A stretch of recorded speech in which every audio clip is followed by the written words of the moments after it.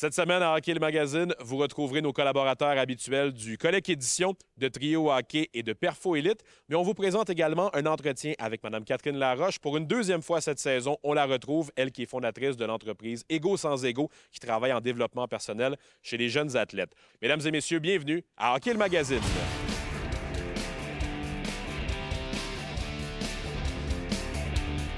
Hockey le Magazine est présenté par Sport Rousseau, Hockey Expert et l'entrepôt du hockey. En collaboration avec Accès Physio. Ayez accès à la même qualité de soins que les athlètes de haut niveau. Et par la plus grande dynastie.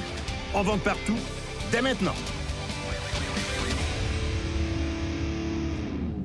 Cette semaine, à Hockey le Magazine a le plaisir de recevoir la gardienne de la victoire de Montréal, Anne-Renée Desbiens, qui est avec nous. Anne-Renée, que vous connaissez évidemment par tout le parcours qu'elle a eu, mais au cours des prochaines minutes, j'avais envie de revenir sur ce qui l'a amené vers le hockey professionnel. Anne-Renée, tu viens de la région de Charlevoix. Comment ça a commencé pour toi, le hockey? C'est quoi tes premiers souvenirs? C'est vraiment une passion qu'on avait en tant que famille. Donc, j'ai 3 frères plus vieux, une sœur plus vieille. Ils jouaient tous au hockey, donc je voulais faire un petit peu comme eux.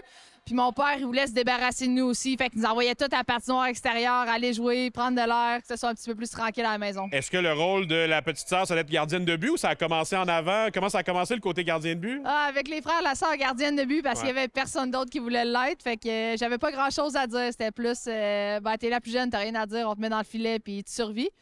Finalement, ça a bien fini pour moi. Ça n'a pas fini encore, mais ça va bien pour le moment. Ça va quand même bien, le parcours de gardien de but. Ça va pas pire, finalement. Comment ça a été dans les années suivantes, quand c'est devenu, je dirais pas un peu plus sérieux, mais de manière organisée? Je pense que tu as joué avec les garçons une bonne partie de ton parcours quand tu étais adolescente. Ouais, jusqu'à l'université. Ouais. Donc, assez longtemps. Puis je pense que justement, ça a forgé un petit peu mon caractère et puis ça m'a permis de me frayer mon chemin. C'est certain que le hockey au féminin, dans ces années-là, il n'y en avait pas énormément. Ça commençait un petit peu à se développer. Il n'y avait pas beaucoup de joueuses. Donc, la seule joueuse avec qui j'ai joué au niveau masculin, c'est Catherine Dubois, qui est ici avec moi à Montréal. Donc, sinon, c'est ça. J'ai évolué au hockey masculin. Ça m'apportait plus de défis et puis plus d'opportunités. Anne-Renée, on est chanceux de t'avoir avec Hockey le Magazine. Tu as un parcours vers le hockey international qui a été vraiment particulier. 5 championnats du monde, 2 Jeux olympiques. Tu as joué aussi au championnat du monde des moins de 18 ans à une autre époque. Je pense que ça fait quand même quelques années. Quel souvenir tu gardes de toutes ces années-là avec le Canada? Vous avez eu tellement des beaux parcours. Je suis contente de ne pas encore avoir perdu la mémoire. T'entendre parler, je suis bord de faire ça. Mais non, c'est justement, on a eu des belles années. On a eu mes premières années sur l'équipe nationale était un petit peu plus difficile. C'était des années que les États-Unis remportaient beaucoup les championnats. Vous avez rééquilibré Olympiques. les choses quand même. Oui, donc par la suite, après 2018, j'ai pris ma retraite. J'ai arrêté de jouer pendant 18 mois. Puis finalement, je suis revenue au jeu. Puis depuis que je suis revenue au jeu, ça va bien. Je pense qu'on a gagné 4 médailles d'or sur 5 dernièrement. Donc, des beaux souvenirs. On a une belle équipe, un gros programme. On se soutient. Puis c'est ce qui nous permet en sorte de gagner année après année. Anne-Renée, je ne veux pas aller trop loin non plus, mais les Jeux olympiques arrivent l'an prochain. Je suis certain que tu vas avoir un rôle avec cette équipe-là, avec cette formation canadienne. Est-ce que tu y penses quand même un peu déjà à ce prochain grand rendez-vous olympique que vous allez avoir? Oui, tu y penses en tant qu'athlète. C'est encore un rêve pour moi de représenter mon pays aux Olympiques. Je sais que je suis déjà allée 2 fois, mais tu ne te tannes pas de compétitionner pour une médaille d'or sur cette scène-là. C'est là qu'on a le plus de visibilité, c'est là que tu as la meilleure compétition. Donc, veux pas, c'est toujours quelque chose qu'on veut faire. Et puis oui, j'espère effectivement que mon rôle va être important. En tant que gardienne, tu t'imagines toujours être la gardienne de but partante, pas celle-là dans les estrades. Donc, c'est quelque chose que je continue de travailler fort présentement pour avoir ce poste-là. Tu parles du côté compétitif. Je pense qu'il y en a un beaucoup avec la LPHF aussi. La première saison a été magnifique à vivre.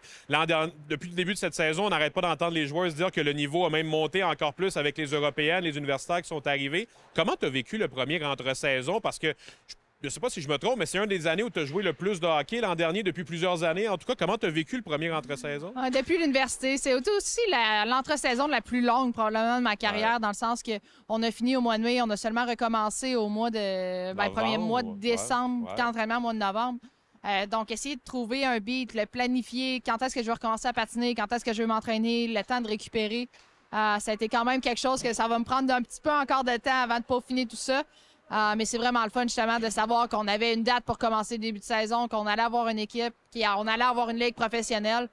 Donc, d'avoir cette stabilité-là, ça fait vraiment du bien. De manière générale, on parlait du côté compétitif de cette deuxième saison. Qu'est-ce que tu as remarqué dans les premiers matchs de la saison qui serait peut-être différent de l'an dernier? Je pense que c'était déjà du bon calibre l'an dernier, mais on n'arrête pas d'entendre dire les joueurs que ça a même monté cette année encore. Il y a beaucoup plus de profondeur. C'est quelque chose qui nous manquait un petit peu l'année dernière. Oui, notre première ligne, notre deuxième ligne, notre premier duo de défenseuses connaissait du succès. Tandis que là, c'est vraiment les 4 lignes qui peuvent faire mal à l'autre équipe. Même chose au niveau des défenseuses, des gardiennes de but. Donc, ça fait des matchs beaucoup plus intéressants. Les joueurs sont moins fatigués, sont plus fraîches. Les nouvelles règles aussi, elles rendent les choses des fois intéressantes. Je suis plutôt conservatrice dans la vie, mais ça a apporté du piquant, puis ça nous permet de nous développer aussi, puis de nous sortir de notre zone de confort. Tu parles justement de ce côté conservateur, mais je pense que ça a amené un côté dynamique, des nouveaux règlements. Vous êtes un peu une phase de test, puis je sais que vous ne vous voyez pas comme ça, mais vous êtes un bassin d'expérimentation parce qu'on voit des règlements qu'on n'avait pas vus ailleurs dans le hockey. Comment tu le vis, toi, comme joueur sur la patinoire? Je ne mentirais pas que les règlements des avantages numériques, je commence à les apprécier, justement, surtout la sortie de prison, le jailbreak. Ça fait en sorte que les équipes prennent plus de risques offensifs, même quand ils sont en désavantage, plutôt que juste dégager la rondelle. Donc, ça l'ajoute un petit peu de piquant de ce côté-là aussi. On s'est ramassé des fois en commençant un désavantage numérique avec 4 joueurs qui sont pas dessus d'habitude. Des fois, 3 attaquantes, une def. Ça, c'est le nouveau règlement de cette année. Nouveau règlement de cette année. Il a fallu s'y habituer. On essaye de communiquer un peu. C'est un petit peu chaotique en début de saison, mais avec le temps, on va s'y habituer. Anne-Renée, merci beaucoup d'avoir été avec nous. C'est un plaisir de te parler à chaque fois. Merci de prendre du temps pour Hockey le Magazine. Bonne chance cette année, puis on continue de te suivre. Ça fait plaisir. Merci, Jasmin. Bye. Salut les gars! Hey, salut Alex! J'ai trouvé cette carte assez spéciale cette semaine. Hey boy! T'as frappé le gros lot dans Black Diamond? Quad Diamond de Connor Bedard recrue. Il y en a juste 25 en plus, puis t'as des vrais diamants dedans. OK. Aïe, aïe, OK. Ouais. Une petite anecdote concernant Connor Bedard. J'ai joué contre lui l'année passée, mon premier match, puis notre coach nous avait bien averti de faire attention à lui, puis après une période, il y avait déjà 3 points. Donc, hey boy! très bon joueur de hockey. Et ouais, hein, ça promet. Ce qui nous amène à la question de la semaine. Depuis combien de temps y a-t-il des diamants dans les cartes Black Diamond? A. Depuis 2001. B. Depuis 2015. C. Depuis 2024. La réponse après la pause. Avant la pause, on vous demandait depuis combien de temps y a-t-il des diamants dans les cartes Black Diamond. La réponse est B. Il semble qu'il y en avait avant 2015 des Black Diamond. Black Diamond, ça existe depuis 1996, mais depuis 2015, le produit est devenu un petit peu plus haut de gamme, moins de cartes dans les paquets, mais la particularité, c'est qu'ils ont mis des diamants dedans, en fait. À savoir si c'est des vrais ou des faux, on ne sait pas. Mais plus que tu es une superstar dans le hockey, plus que tu as de diamants. Donc déjà que Connor Bedard a le droit à ses 4 diamants aujourd'hui. Ouais, c'est assez impressionnant. Merci beaucoup les gars, c'est très intéressant. Merci. On se voit la semaine prochaine. On se retrouve cette semaine chez Perfo Elite avec notre collaborateur habituel, Philippe Roy, qui est avec nous. Philippe, cette semaine, tu nous parles de posturologie. Et ça fait quelques années qu'on collabore ensemble. C'est un thème récurrent, mais je pense que c'est toujours important d'en parler parce que c'est un peu méconnu. Et pour toi, c'est quelque chose qui est extrêmement important pour le développement d'un athlète. C'est plus que super important parce que, oui, ça prévient des blessures, mais aussi ça optimise la performance. Donc, on a comme le meilleur des deux mondes quand on vient travailler au niveau de la posture avec nos athlètes. Donc, c'est quelque chose de super important, je l'ai mentionné. Bon, éviter les blessures, c'est quelque chose qui arrive malheureusement trop souvent, puis souvent causé par un problème postural. Parce que si on a un problème postural, bien, ça cause des surcharges sur certaines articulations, de la compensation, puis c'est là que c'est un peu comme un auto, comme j'avais déjà mentionné dans le passé. Donc, si on use notre auto d'une façon pas optimale, bien, à un moment donné, il y a des bris qui peuvent survenir. Il y a des exemples, je suis certain, que tu as eu au fil des derniers mois, des dernières années, de jeunes qui ont peut-être mal travaillé ou pas travaillé de manière optimale ce côté-là et ça leur a coûté cher? Oui, bien, tu sais, un de nos athlètes, justement, cet été, qu'on a travaillé avec lui, tu sais, c'est un athlète qui est extrêmement talentueux. Donc, tout ce qui est déséquilibre, que ce soit postural sur la glace ou que ce soit déséquilibre au niveau de la phase de poussée, de la phase de glisse en termes de patinage, bien, on le voyait plus ou moins parce que c'était quelqu'un de très talentueux. Donc, tout ce qui est déséquilibre va être camouflé par, généralement, son talent. Ouais. Tandis que si on prend quelqu'un de moins talentueux, bien, on va le voir plus facilement. Il doit être parfait au niveau de la posturologie. Exactement. Donc, à partir de là, bien, on s'est rendu compte qu'on a fait des tests un peu plus poussés pour optimiser justement la posture. Et on voyait qu'il y avait un petit chiffre dans son bassin quand on faisait des squats ou des exercices du bas du corps. Donc, avec un exercice, bien, un test plus poussé sur la glace avec un de nos capteurs, ça nous a permis de voir, en fait, exactement qu'il y avait un déséquilibre en termes de gauche-droite, donc une asymétrie au niveau de sa phase de poussée puis sa phase de glisse, donc simplement en patinage avant. Donc, à partir de là, transfère ça dans des virages, dans des croisements, des exercices plus complexes sur la glace, on voit vraiment l'impact que ça peut causer. Donc, un coup ça a été fait, on a déterminé la symétrie. Ça nous a permis d'aller dans le gym, faire d'autres tests d'asymétrie, donc voir tout ce qui est contraction musculaire, tout ce qui est également amplitude de mouvement à différents endroits. Puis, effectivement, hors glace, l'asymétrie est encore plus grande. Donc, on parle d'un 50 de différence. Donc, en termes de degrés au niveau des amplitudes de mouvement. Donc, on a tout simplement, à partir de là, stimulé avec 3 exercices que je vais vous montrer plus tard. Donc, le système nerveux au niveau de la posture. Puis, à partir de là, on a refait des tests. plus du tout d'asymétrie. On est allé chercher un gain en termes d'amplitude. Alors là, le préparateur physique était fier de lui. Oui, parce qu'on a bien cerné l'analyse, mais des fois, c'est plus complexe. Là, on est allé target tout de suite, donc au baseball, un home run. Mais tout simplement, ce qu'on a fait, c'est exactement, on est allé stimuler avec l'aide de quelques exercices, 3-4 minutes, pas plus. On est allé chercher de l'amplitude de mouvement, transférer sur glace, comme par magie, plus rapide sur son test de sprint de 30 mètres, plus d'asymétrie non plus. On va aller voir ces exercices-là, justement. Donc, premier exercice, ici, ce qu'on va vouloir venir faire, c'est un équilibre sur une jambe avec une symétrie droite-gauche ascendante. Donc, super important d'avoir le pied complètement en contrôle stable, le corps, encore une fois, bien engagé. Ce qu'on va vouloir venir faire, c'est venir monter le genou droit devant, venir faire une rotation de 90 degrés pour, par la suite, venir porter la jambe le plus loin derrière possible, sans venir tourner nos hanches. Donc, vraiment, c'est un contrôle complet qui se fait complètement sur une jambe. Donc, on va venir stimuler énormément notre système nerveux de cette façon-ci. On a ici un rhombaire avancé pour venir stimuler notre système vestibulaire. Donc, on va venir porter nos deux pieds un devant l'autre. On va venir fermer nos genoux correctement. Donc, aucune angulation au niveau des genoux. Et quand on est prêt, ça ici, c'est la variation numéro 1. Donc, on reste le regard droit devant et on reste en équilibre. Si jamais c'est trop facile, cette position-ci, on va venir fermer les yeux. Donc, on enlève le champ visuel, on enlève un capteur sensoriel, on augmente considérablement l'exercice. On peut venir, si jamais c'est trop facile, venir faire des rotations au niveau de notre tête. Donc, vers la gauche, revenir au centre, se stabiliser, vers la gauche, revenir au centre, se stabiliser. Même chose vers la droite.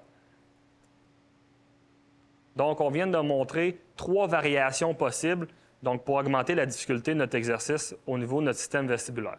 Ici, on a le galant, qui est un exercice pour venir, encore une fois, venir voir la symétrie droite-gauche, mais cette fois-ci de façon avec les voies descendantes de notre système nerveux. Donc, on va vouloir venir garder le plus possible les coudes, les épaules à 90 degrés ensemble. Et ce qu'on va venir faire, c'est qu'en même temps que les jambes vont aller, exemple, vers la gauche, notre tronc va vouloir aller le plus possible vers la gauche en même temps. Donc, un coup qu'on fait un côté, on revient au centre, on se stabilise et on repart de l'autre côté et on essaie d'aller chercher, encore une fois, le plus d'amplitude possible de répétition en répétition. Alors, Philippe, on vient de voir des exercices assez généraux. Il y en a beaucoup d'autres qui auraient pu être faits. L'important, c'est de ne pas négliger ce côté-là. C'est en plein ça. Donc, il ne faut pas le négliger. Puis tout ça parce que 2 raisons principales. La posture, éviter les blessures le plus possible, puis aussi optimiser le corps à performer davantage. Merci beaucoup, Philippe, d'avoir été avec nous. Ça fait plaisir.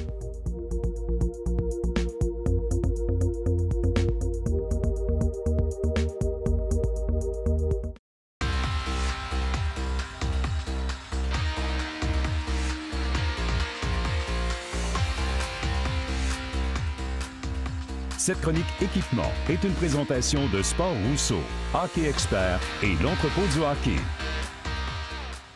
Bonjour à tous. Bienvenue encore cette semaine pour une capsule d'équipement en compagnie d'Éric Dupont, le spécialiste hockey. Cette semaine, Éric, on revisite les patins parce que c'est un univers tellement vaste. Il y a tellement de modèles, de choix de patins. Puis, on va commencer, je crois, avec le Bauer. Un patin Bauer, comme tu dis. Puis, il y a beaucoup de choix, la variété, l'ajustement, les prix, évidemment. Il y a des dizaines de modèles disponibles. Ça, c'est le suprême M50 de Bauer, un nouveau patin qui vient de sortir en 2024. Pour moi, personnellement, c'est probablement un des patins que je trouve le plus beau. J'aime beaucoup les patins un petit peu plus noirs, un petit peu plus sobres. Sobre, exactement. Donc, ça flash pas trop noir. Donc, le M50, qui est un dérivé du Shadow, Supreme Shadow, donc qui partage certaines composites, le protège-tendon, certains paddings à l'intérieur, la mousse. Un patin très confortable avec la nouvelle lame Bauer, le Powerfly. Ce patin-là, tu peux choisir ta lame. C'est vendu séparément, donc tu as soit une lame Fly TI ou une Fly X. Donc, c'est un petit peu une personnalisation selon ton choix de lame. Un ajustement, là, comme je disais, extraordinaire. Moi, les patins, ce qui m'impressionnait, c'est que les joueurs, bien, naturellement, nous, dans les nationales, c'était tout sur mesure. Et puis, la différence entre les 2 pieds, tellement une grande différence, là, ça m'impressionnait souvent qu'il y avait un point et demi, du pied gauche, pied droit ou l'inverse. Ça, c'était vraiment impressionnant, ça. Oui, puis depuis quelques années, on a un scanner dans certains de nos magasins. Donc, quand les clients viennent dans le magasin puis ils font l'expérience, comme tu dis, tu peux voir que tu as une différence entre le pied droit et le pied gauche qui est tout le temps surprenant. Parce que dans nos têtes, souvent, on pense que ce sont des chaussures un 9,5, mais c'est un 9,5 à 2 pieds. Mais c'est pas toujours le cas, comme tu dis. Comme deuxième modèle, un patin de la série Tacx, le XF90. Encore une fois, un dérivé du patin XF Pro, qui est encore un petit peu plus pesant, des matériaux un petit peu différents du patin haut de gamme. Mais ça, à ce prix-là, tu as une lame Step. Le Step est reconnu pour faire des lames de très haute qualité qui sont faites au Québec. Donc, quelques patins CCM viennent avec ces lames-là. Encore une fois, ajustement, le padding à l'intérieur, une langue en feutre, comme sur certains professionnels, sur des patins sur mesure. Vraiment un beau produit. Et on poursuit avec le True Catalyst. True qui fait des patins depuis plusieurs années, comme on sait tous. Cette année, on sorti une nouvelle série de Catalyst, qui est vraiment leur modèle le plus populaire depuis qu'ils font des patins. Puis comme on répète souvent, l'ajustement des patins True est vraiment unique en son genre. Quand tu viens en magasin, c'est important de prendre le temps de faire chauffer le patin, de bien l'essayer. Parce qu'une fois que ce patin-là est chauffé, il épouse vraiment la forme de ton pied.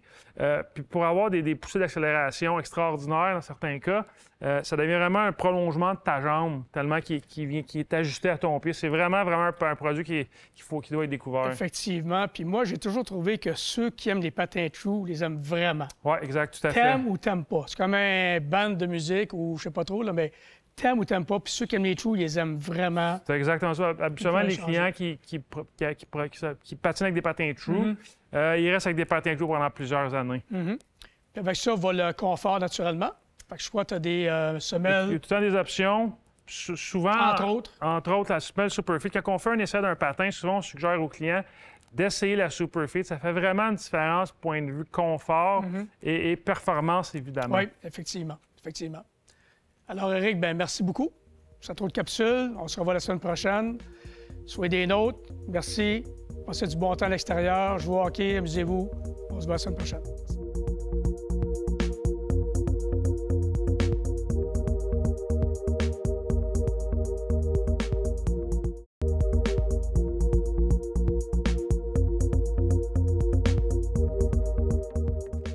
On est de retour cette semaine à Hockey le Magazine avec notre collaboratrice Catherine Laroche de Ego sans Ego qui est avec nous pour une deuxième fois cette saison. Catherine, cette semaine, tu avais envie de parler d'un événement qui s'appelle Leader d'Impact, en lequel tu crois beaucoup et en lequel tu mises beaucoup dans le cheminement avec lequel tu fais avec les athlètes. Parle-nous d'abord de ce que c'est l'événement Leader d'Impact.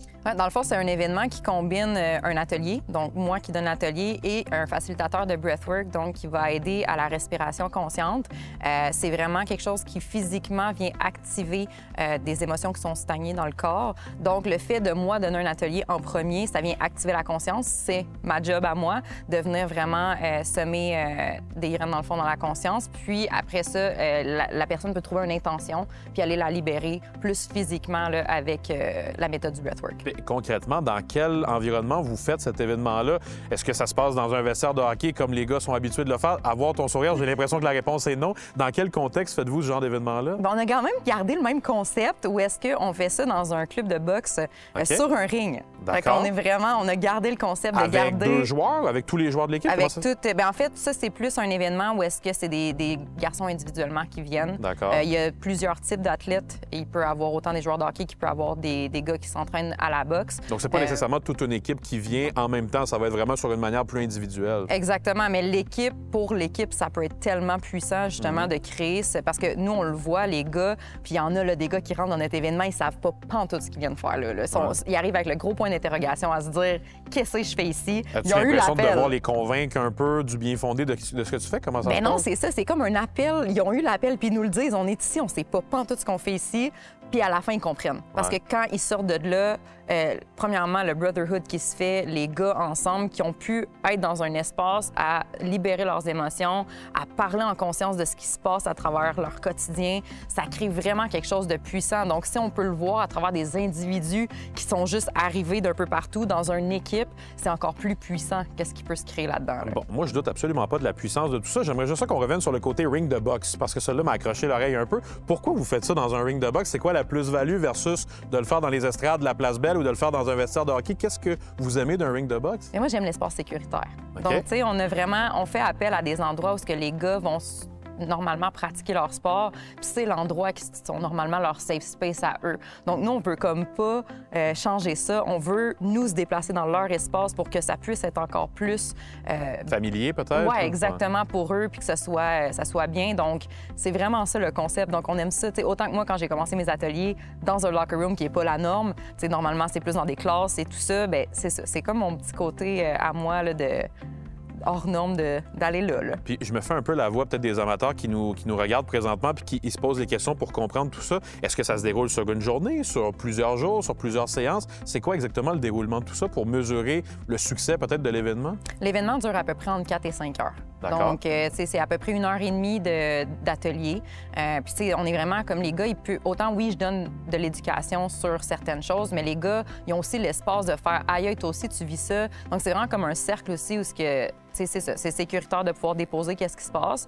Puis après ça, il y a une petite pause, puis il y a la séance de breathwork pour vraiment les libérer. Puis c'est là que je te dirais que la magie se crée. La magie opère un petit peu plus. Oui, vraiment. Je sais que tu parlais que c'était sur une manière individuelle, mais le fait de se retrouver dans un ring de boxe, doit y avoir, comme tu disais, des athlètes de d'autres sports que le hockey aussi qui s'y retrouvent. Est-ce qu'il y a une plus-value pour toi à voir justement des athlètes se mélanger de sports différents, peut-être des perspectives différentes aussi qui s'amènent? Oui, puis c'est pas juste au niveau des athlètes, c'est au niveau des âges, c'est au niveau des types aussi. Tu sais, on peut voir des gars rentrer super musclés, tatoués, comme on peut... Tu sais, il y a tellement de différents types de gars qui, je pense, se retrouveraient pas nécessairement dans leur quotidien ensemble. Puis c'est de les voir justement comme enlever ces masques-là. Ça veut dire, là, on est ensemble pour 4-5 heures ensemble. On est juste un être humain qui vit à peu près toutes les mêmes choses au quotidien. On a toutes à peu près les mêmes blessures, les mêmes traumas.